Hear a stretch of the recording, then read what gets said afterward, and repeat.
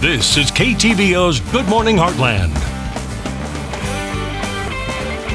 Welcome back. A party on wheels is making its way through the Heartland later this week. Here to talk about the event itself is Assistant City Manager Ashley Young. And of course, with there being so many people on the road, Sheriff Robert Hardwick is also here with us, joining us this morning to talk about the Traffic Safety Advisory. How are you gentlemen doing? Excellent. Good morning. Good morning. It is a good morning out there, and you know, just kind of jumping right in because there's a lot going on. There's a lot of people coming. With the people comes the bikes and all the fun that comes behind them as well. So tell me a little bit. This first started on Sunday in Rockport, and they're slowly making their way to Kirksville. When are they going to get here? Right, so the Big BAM is the Bicycle Across Missouri. That's what the acronym stands for. It's being sponsored by Missouri Life Media and Peddlers Jamboree.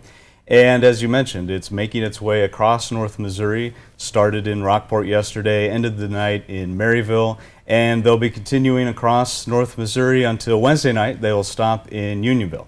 Then Thursday, June 25th in the morning, they'll begin making their way down through Martinstown and Novinger, taking in events there. There's some events going on in the city park at Novinger, before eventually making their way to Kirksville in the early afternoon.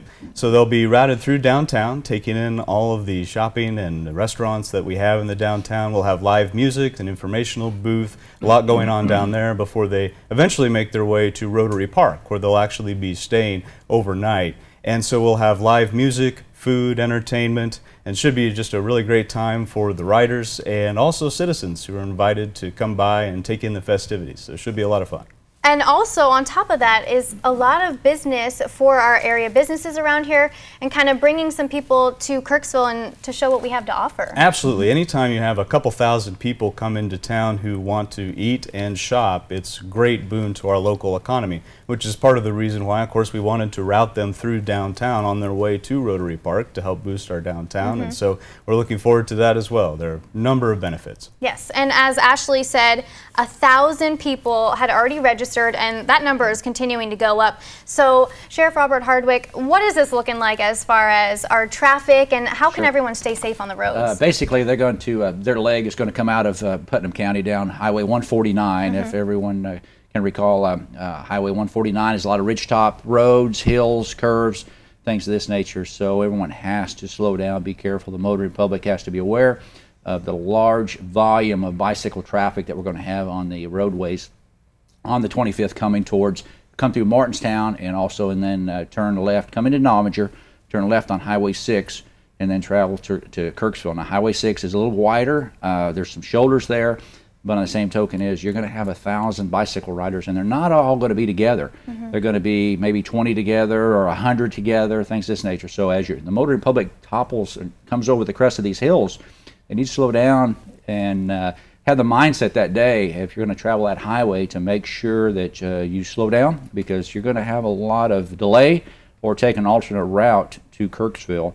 And then on the morning of the 26th, they'll be exiting Rotary Park and traveling probably down Baltimore, and then going east on Highway 11, again traveling east as the motoring public is traveling towards Kirksville.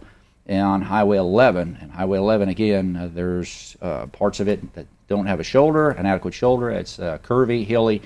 It's just a two-lane road, just like 149. So everyone needs to beware, be safe, slow down, allow for all the movement, the extra movement that we have on our highways, and be safe.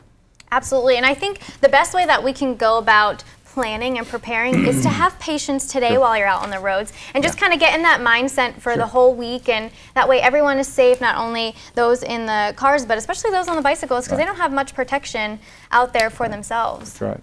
Exactly. So now tell me a little bit, you had mentioned that Rotary Park is where they're going to be staying. Are there going to be tents? And you said music, so that's all set up through you guys? Yes, there will be tent camping in Rotary Park, which is something that the City Council voted to allow, and we can for special events such as this.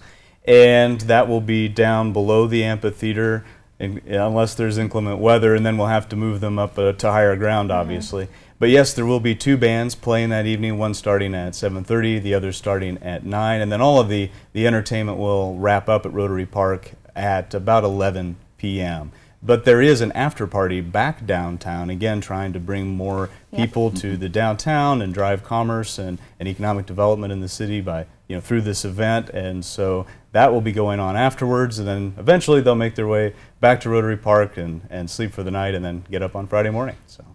And now, are the volunteers and stuff like that, are they coming here from the city, or are they part of the organization that's putting on the Big BAM? Right, there are a lot of moving parts, and there are also a lot of volunteers. So Dan Martin, who's a local, works at A.T. Still University, very involved in just about all of the local bicycle and 5K races that we have here in Kirksville. He's put together a team of volunteers, but he could always use more help, and so if you would like to volunteer to help him out and help the city out for the Big BAM, please contact him at A.T. Still University. And of course, as you mentioned, the Big BAM also has a number of employees that will be coming as a part of this event to help organize it, get it set up, whether it's the porta potties or the shower trucks or the band itself and what have you. And I think that's also important for everyone too.